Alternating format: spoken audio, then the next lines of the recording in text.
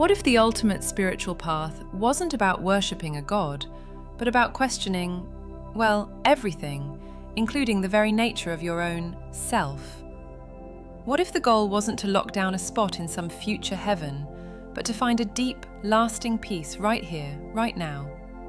This is the radical idea at the core of a tradition that over 500 million people follow. It's a path many call the religion of no religion. We're going to explore how this ancient wisdom, known as Buddhism, is less about blind faith and more about a personal journey of discovery.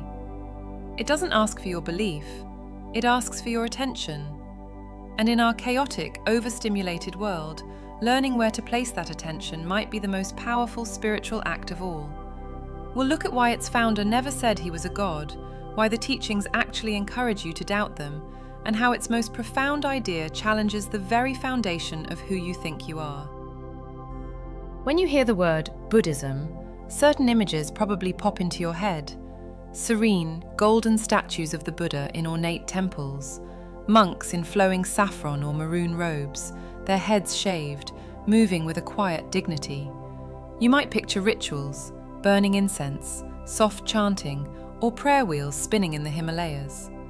With these sights, it's totally understandable why most of us file Buddhism neatly on the world religions shelf, right next to Christianity, Islam, and Judaism. It has followers, scriptures, and a rich history stretching back 2,500 years. And those external trappings are part of Buddhism's story. They're the cultural containers that have carried its ideas across continents. The art, the architecture, the rituals, they all provide a sense of connection and a shared language.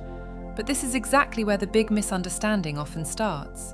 Mistaking these cultural expressions for the core of the teaching is like mistaking a book's beautiful cover for the story inside. The rituals are the visible body, but they aren't the philosophical heart that pumps life through it. Many of these practices, like the presence of various deities, were actually absorbed from local cultures where Buddhism took root. The founder, Siddhartha Gautama, was clear that these elements weren't the main event. He taught that while gods and celestial beings may exist, they are also caught in the same cycle of existence as humans and can't offer the ultimate escape. So, focusing only on the religious stuff, the bowing, the chanting, the temples, can hide the revolutionary and deeply personal investigation at the center of the Buddhist path. It's an investigation that doesn't point to the heavens, but inward, into the laboratory of your own mind. To really get why Buddhism is called the religion of no religion, we have to reframe how we see its founder. Siddhartha Gautama, the man who became the Buddha, which just means the awakened one, never claimed to be a god. He never said he was a prophet sent by a divine being. Instead, he was more like a doctor or a scientist of the mind. He was a human being who, through his own relentless work, diagnosed the fundamental problem of the human condition and laid out a treatment plan. Think about it.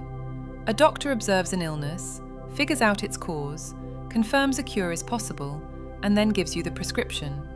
That's the exact structure of Buddhism's core teaching, the Four Noble Truths. The first truth is the diagnosis.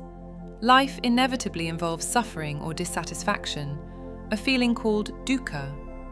This isn't some pessimistic claim that life is terrible. It's a realistic observation that our existence is marked by unease and things not being quite right. The second truth identifies the cause. This suffering comes from craving and clinging to things, wanting them to be permanent when they're not. We suffer because we try to hold on to what is always changing. The third truth is the good news, the prognosis. It is possible to end this suffering. This state of liberation, of being free from the cycle of craving, is called Nirvana. And the fourth truth is the prescription, the way to that freedom, known as the Noble Eightfold Path. This path is a practical guide for how to live ethically, discipline your mind, and cultivate wisdom. Notice what's missing here. There's no creator god you have to appeal to.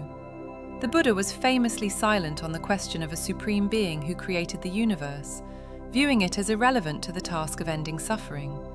There are no divine commandments you must follow out of fear. Salvation isn't a gift from an outside power, it's achieved through your own effort. The Buddha's role wasn't a savior, but a guide who essentially said, "I walked this path and saw where it leads.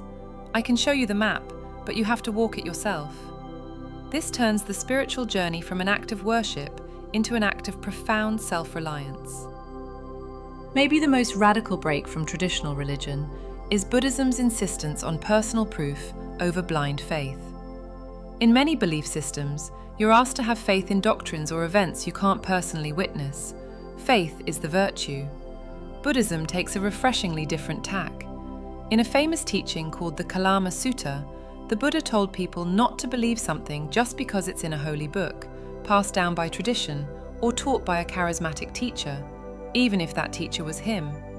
He encouraged a spirit of free inquiry.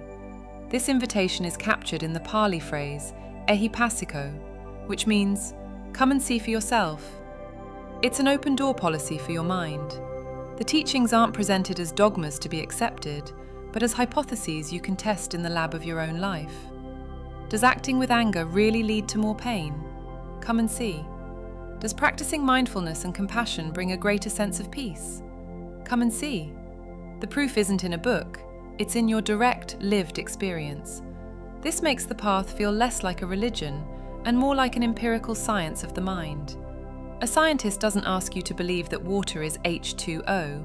They show you the experiment that proves it. Similarly, the Buddha's teachings are a set of instructions for an inner experiment. The practice of meditation, for instance, isn't prayer.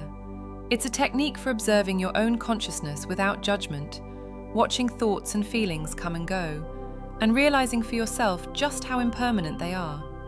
This is why faith, saddha in Pali, means something different in Buddhism. It's not blind belief, but more of a provisional trust, like the confidence you have in a guide before you start a hike. You trust they know the way, but that trust is eventually replaced by your own experience of the trail. Your confidence grows because you see with your own eyes that the path is leading you out of the woods. This principle of ehipassiko is incredibly empowering. It suggests the highest truth isn't something to be believed, but something to be discovered, and it's accessible to anyone willing to look.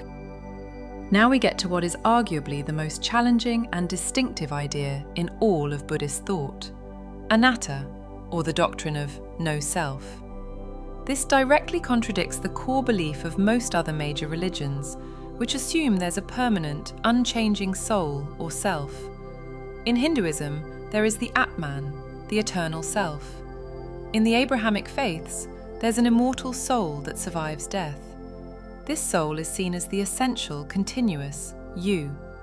Buddhism looks at the human experience and draws a radically different conclusion. It suggests that when we really look closely, we can't find any permanent, independent thing we can call a self. What we call the self is actually a dynamic, ever-changing process, a temporary mashup of 5 interconnected components: our physical body, feelings, perceptions, mental habits, and consciousness. These are all in constant flux. Your body is changing, your feelings come and go, your thoughts are a non-stop stream. A common analogy is a river. You can name a river, like the Amazon, and it has a clear continuity. But the water making up the river right now is completely different from the water that was there a moment ago. There is no static riverness separate from the flow. The river is the flow. In the same way, Buddhism suggests you aren't a fixed being having experiences. You are the dynamic process of experiencing. There's no permanent you behind your thoughts and feelings. Those thoughts and feelings are simply what we label as you. This idea of no self isn't saying you don't exist. It's saying you don't exist as a separate, permanent, unchanging thing. This is a subtle but world-changing shift. It pulls the rug out from under the ego, the I that clings, desires, and fears. If there's no fixed self to protect, then the roots of suffering, craving, and attachment start to wither away. Understanding Anatta is the key to liberation because it solves the problem of a suffering self by revealing that this self we're so busy defending is ultimately an illusion. It's the linchpin that holds all the other teachings together. Since Buddhism isn't centered on a creator God, and doesn't teach that we have a permanent soul, it makes sense that its ultimate goal is also totally different. In many theistic religions, the main objective is salvation, getting into a heavenly paradise after death as a reward for good behavior. The focus is on a future destination, a cosmic payout after this life is over. Buddhism, however, is intensely focused on the here and now. The ultimate goal is Nirvana. The word literally means to extinguish or to blow out.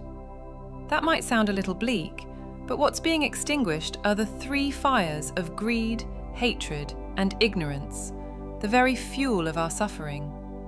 Nirvana isn't a place you go, it's a state of mind you can realize in this life. It's the complete end of dukkha, the frantic cycle of craving, and the discovery of a profound, unshakable peace. This makes the whole path deeply practical and psychological. It's not about pleasing a deity to get a good spot in the afterlife. It's about cleaning up your own mind to find freedom from pain right now.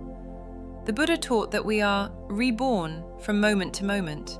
When you're acting out of greed, you are in a hungry ghost realm. When you're consumed by anger, you're experiencing a hell realm right here.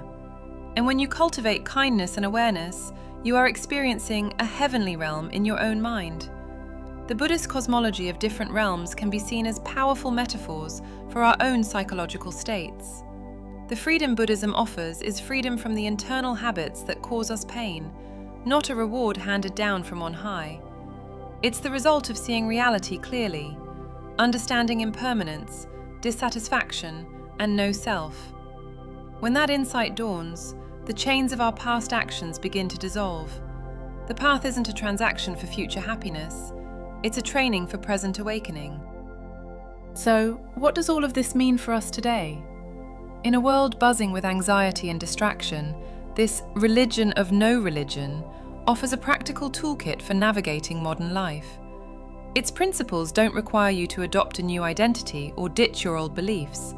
Instead, they offer a method for working with your own mind.